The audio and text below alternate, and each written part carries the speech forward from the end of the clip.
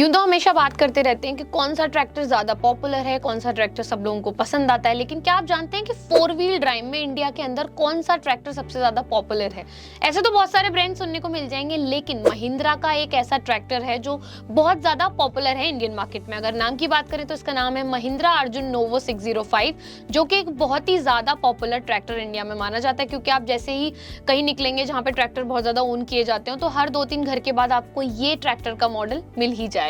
तो ये अगर आपको भी ऐसा कोई और ब्रांड पता है जो आपके एरिया में बहुत ज्यादा पॉपुलर है या फिर बहुत ज्यादा देखते हो आप, तो हमें कमेंट करके जरूर बताइएगा। साथ ही साथ आप हमें फॉलो करना ना भूलें और यूट्यूब को भी सब्सक्राइब कर लें, जिससे आपके पास हमारी सारी वीडियोस समय से आती रहें।